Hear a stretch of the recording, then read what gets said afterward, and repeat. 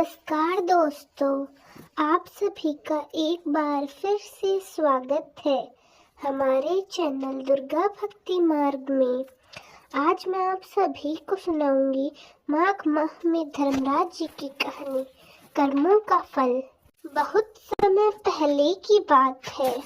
एक नगर में एक हेमकुंडल नाम का एक धनी वैश्य रहता था। वह कुबेर के समान धन वैभव वाला था। वह बहुत पूजा पाठ दान आदि करने वाला व्यक्ति था। गाय का पालन करता, मंदिरों में दान करता, कुएं खुदवाता, प्याऊ बनवाता, बाग बगीचे लगवाता और हमेशा सबकी मदद किया करता था। उसके 2 पुत्र थे जिनका नाम कुंडल और विकुंडल था। जब वे दोनों युवा अवस्था में आए तब हेमकुंडल गृहस्थी का कार्य उन्हें सौंपकर वन को चला गया। वहां भगवान विष्णु की आराधना करता और वैकुंठ को प्राप्त हुआ। उन दोनों पुत्रों को धन वैभव का मत था, जिससे वे दोनों व्यक्ति स्वामी बन गए और बुरे कर्मों में लग गए। उन्होंने अपना सारा धन आदि नष्ट कर दिया और वह दरिद्र होकर चोरी आदि करने लगे और वन में रहने लगे। वहां पशुओं को मारकर खाने लगे। एक समय ख्याल से कुंडल पर्वत पर चला गया, जहां उसने सिंह को मार दिया और विकुंडल को सर्प ने डस दिया। इस प्रकार उन दोनों की मृत्यु हो गई। धर्मराज जी के दूत दोनों भाइयों को एक साथ धर्मराज जी के पास लाए और बोले, महाराज, इन पापियों के लिए क्या आज्ञा है? तब धर्मराज जी बोले, बड़े भाई कुंडल को घोर नरक में डाल दो और छोटे भाई विकुंडल को स्वर्ग भेज दो।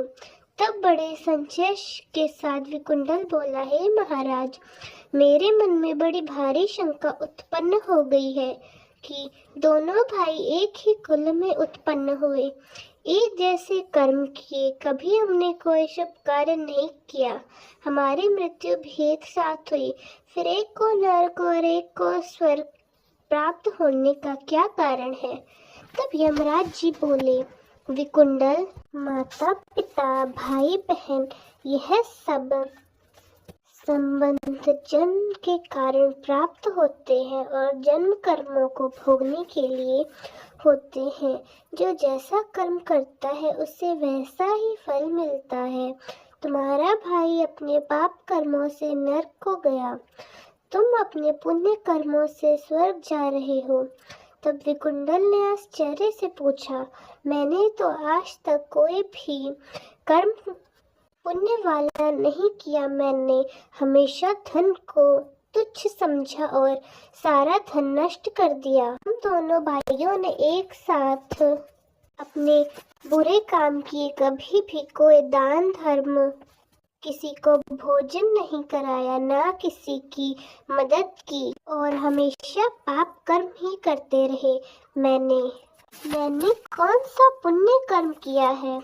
तब यमराज जी बोले, सुनो, सुमित्र नाम का एक ब्राह्मण जंगल में तुम्हारा मित्र बन गया था, जिसका आश्रम यमुना नदी के दक्षिण दिशा में था और उसके साथ तुमने 2 बार माघ माह में श्री यमुना जी में स्नान किया। पहली बार स्नान करने से तुम्हारे सारे पाप नष्ट हो गए और दूसरी बार स्नान करने से तुम्हें स्वर्ग प्राप्त हुआ।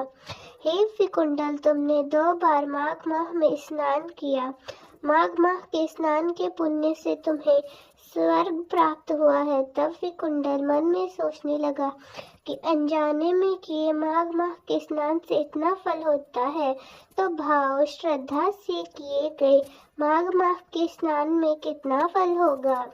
तो दोस्तों, कैसी लगी आपको हमारी आज की कहानी? कमेंट्स में ज़रूर बताएं। धन्यवाद।